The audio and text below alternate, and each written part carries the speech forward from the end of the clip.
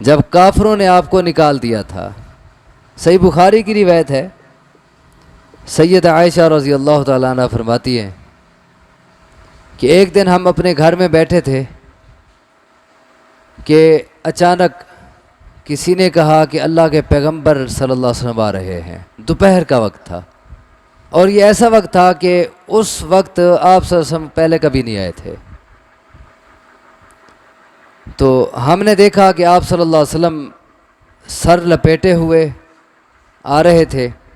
حضرت ابو بکر صدیق رضی اللہ تعالیٰ عنہ کہنے لگے کہ لازماً کوئی اہم معاملہ ہے، ورنہ اس وقت جب دوپہر کا وقت ہے، آرام کا وقت ہے، رسول اللہ صلی اللہ علیہ وسلم ورنہ اس وقت تشریف نہ لاتے۔ پھر میرے ماں باپ آپ پہ قربان ہوں، لازماً کسی اہم معاملے کے لیے آپ آ رہے ہیں۔ آپ صلی اللہ علیہ وسلم تشریف لائے، اجازت مانگی، اجازت دے دی گئی، آپ گھر میں تشریف لائے۔ آپ نے فرمایا کہ یہ جو آپ کے ساتھ بیٹھے ہیں بچے، ان کو ایک طرف کر دو، کوئی بات کرنی ہے۔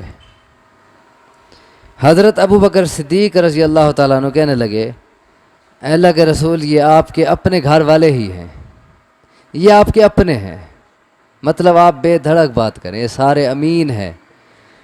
آپ صلی اللہ علیہ وسلم نے فرمایا کہ اللہ تبارک و تعالیٰ نے مجھے ہجرت کی اجازت دے دی ہے،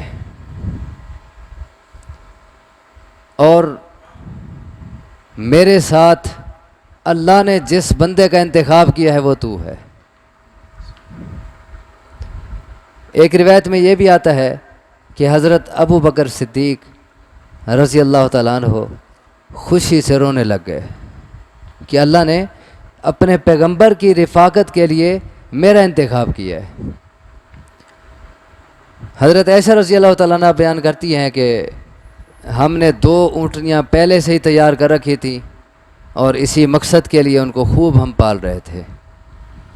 تو 2 اونٹنیوں پہ دونوں سوار ہو گئے اور چل پڑے، اور مکہ سے تقریباً 5 میل کے فاصلے پہ غار ثور ہے، اس میں پہنچ گئے۔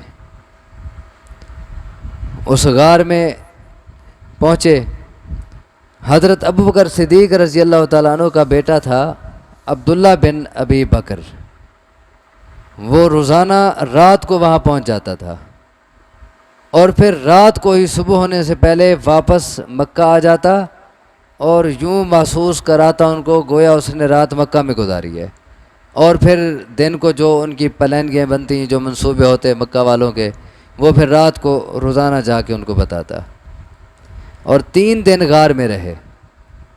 اسی دوران آخر کھانے پینے کی ضرورت پڑتی ہے، تو حضرت ابو بکر صدیق رضی اللہ تعالیٰ عنہ نے ہی اس کا انتظام پہلے سے کر رکھا تھا۔ عامر بن فہیرہ ان کا غلام تھا، اس کے ذمہ لگایا گیا تھا کہ وہ روزانہ رات کو کچھ بکریاں لے جاتا اور ان کا تازہ دودھ دونوں کو پلاتا، اور پھر واپس آ جاتا، اور وہیں سے جہاں سے عبداللہ بن ابی بکر جاتے تھے نا، وہیں سے وہ ریوڑ لے کے آتا واپس، تاکہ اس کے قدموں کے نشانات مٹ جائیں اور کسی کو خبر ہی نہ ہو کہ اس طرف کوئی جاتے ہیں یا کوئی چھپے ہوئے ہیں۔ اسی دوران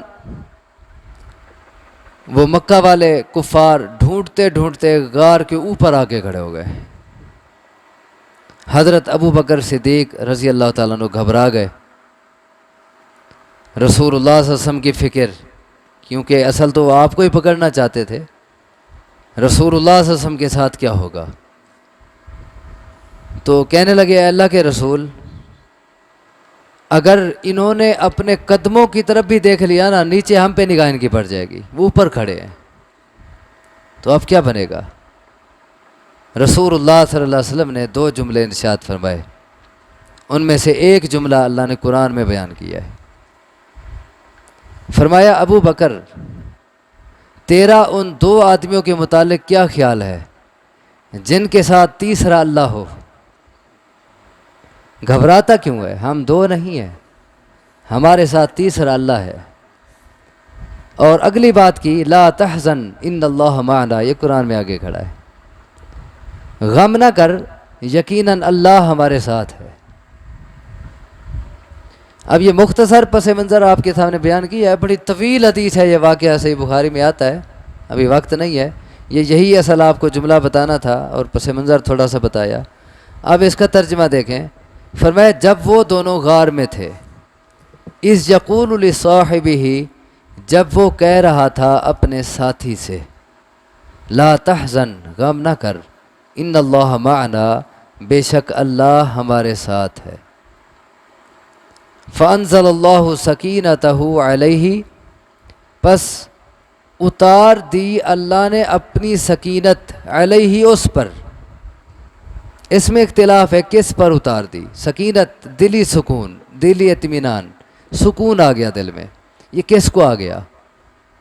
رسول اللہ صلی اللہ علیہ وسلم تو پہلے ہی سکون میں تھے، آپ کو تو بے چینی تھی ہی نہیں، آپ کو تو کوئی فکر تھی ہی نہیں، آپ کا تو اللہ پہ اتنا توکل اور بھروسہ تھا کہ الٹا دوسرے کو تسلی دے رہے ہیں۔ تو یہ زیادہ راجع ان کی بات ہے جو کہتے ہیں کہ علیہ، یہی ضمیر سے مراد ابو بکر ہیں، کہ اللہ نے اس ابو بکر پہ اپنی سکینت اتار دی، یعنی ابو بکر کو بھی رسول اللہ صلی اللہ علیہ وسلم کی بات سن کے تسلی ہو گئی، دل میں اطمینان آ گیا۔ وَأَيَّدَهُ بِجُنُودٍ لَّمْ تَرَوْهَا، اور طاقت دی اس اللہ نے اس پیغمبر کو، بجنود، ایسے لشکروں کے ساتھ، لم تروہا، جنہیں تم نے نہیں دیکھا۔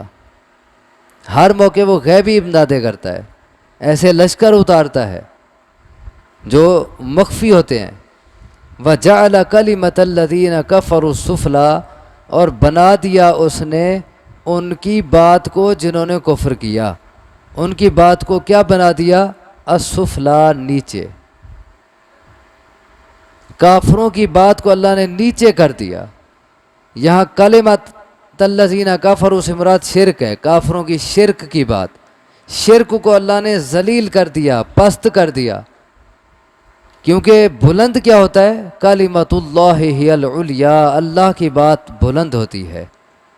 اللہ کی بات سے مراد یہاں توحید ہے، ایک طرف شرک تھا، ایک طرف توحید تھی، اللہ نے شرک کو پست کر دیا، توحید کو اللہ نے بالا کر دیا، اونچا کر دیا، اور اللہ نے توحید والوں کو کیسے بال بال بچایا۔ واللہ عزیز حکیم، اللہ غالب ہے، حکمت والا ہے، وہ اپنے کام پہ غالب رہتا ہے، وہ جو کرنا چاہتا ہے، ظاہری اسباب کچھ بھی نہ ہوں، وہ کام ہو کے رہتا ہے۔ واللہ عزیز، اللہ غالب ہے، حکمت والا ہے۔